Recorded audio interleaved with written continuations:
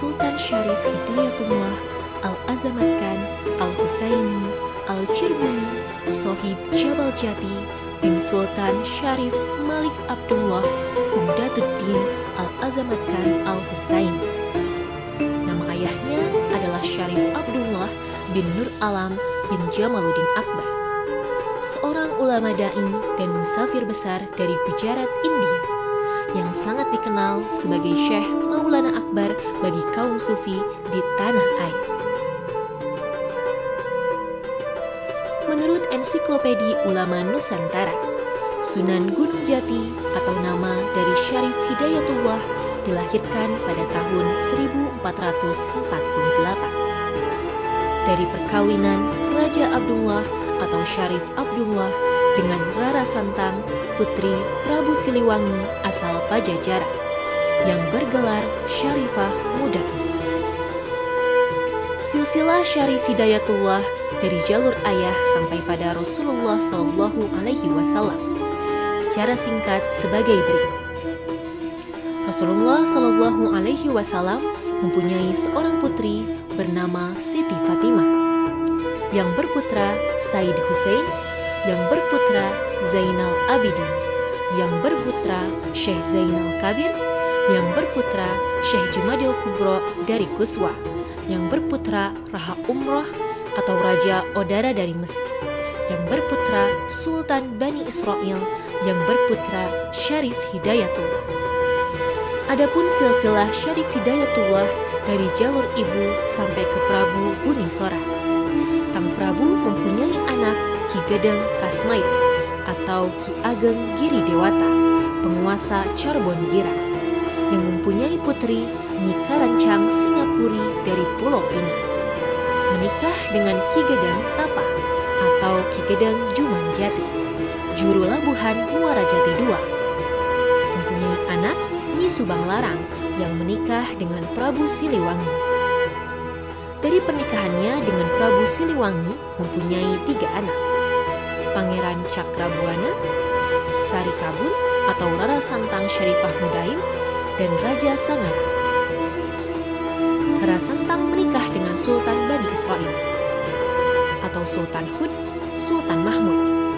Dari pernikahannya dengan Sultan Mahmud mempunyai 2 putra, yaitu Syarif Hidayatullah dan Syarif Nurullah.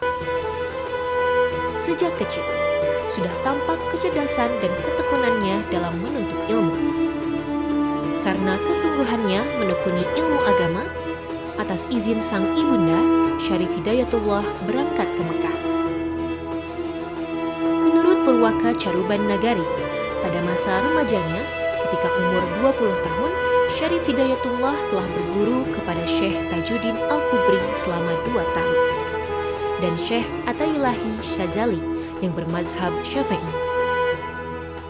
25 guru-guru Syarif Hidayatullah lainnya adalah Syekh Nurjati atau Datuk Hafiz, Sunan Ampel, Syekh Najmuruni atau Nujubuddin Kubro di Mekah, Syekh Sidik, Syekh Bentong, dan Syekh Kur. Adapun kajian sejarah khusus dengan nama Syarif Hidayatullah sampai dengan penulisan laporan ini belum ditemukan, kecuali kajian melalui naskah kuno, yaitu Sajarah Wali Syekh Syarif Hidayatullah Sunan Gunung Jati, baik dalam naskah Mertasinga tahun 2005 maupun naskah Kuningan tahun 2007. Kajian naskah serupa dilakukan Aca pada tahun 1972 dengan judul Carita Purwaka Caruban Nagari atau Sejarah Mula Jadi Cirebon. Dengan pendekatan sejarah dan filologi, Aca mengungkapkan tentang sejarah awal mula Cirebon. Diuraikan pula tentang Syarif Hidayatullah melalui naskah yang ditulis Pangeran Arya Cirebon dan transliterasinya, Carita Purwaka Caruban Nagari. Nama Sunan Gunung Jati lebih sering digunakan para peneliti daripada dengan nama Syarif Hidayatullah. Kajian tentang Sunan Gunung Jati juga dapat ditemukan melalui buku-buku ensiklopedia, baik ensiklopedia Islam, ensiklopedia Ulama Nusantara, dan intelektualisme pesantren.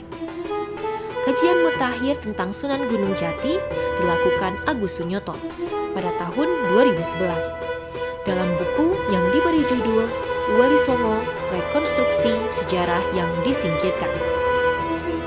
Sunyoto memaparkan sehistoris mungkin dan berdasarkan data manuskrip dan arkeologi dari gugatan para penulis sejarah Islam di Jawa, di mana Wali Songo masih diabaikan. Bukti-bukti kejayaan Syarif Hidayatullah di Cirebon, selain persoalan keagamaan yang bersifat rohani dan penyebaran Islam tersebut, juga dapat dilihat pada bangunan fisik, seperti tajuk atau masjid, Keraton Pakungwati yang saat ini berada di Kasepuhan, dan pelabuhan yang saat ini tidak seramai dahulu lagi. Syarif Hidayat adalah ulama sekaligus raja di Cirebon. Karena itu, gelar Sunan Gunung Jati sebagai nata atau raja dan panatep sebagai penyebar agama.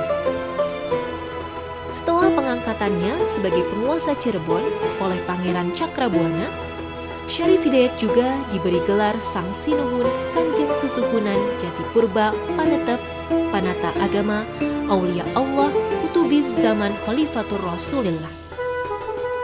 Bahwa mulai saat itu, Syarif Hidayat kerap dipanggil Sunan Gunung Jati. Gelar lainnya yang disematkan kepada Sunan Gunung Jati adalah Wali Kutub, yaitu penyebaran agama Islam yang dilakukan oleh Sunan Gunung Jati, tidak hanya di Cirebon, melainkan di seluruh tanah Sunda, Nusantara, bahkan mancanegara. Sebagai seorang ulama besar atau wali, banyak ajaran yang disampaikan.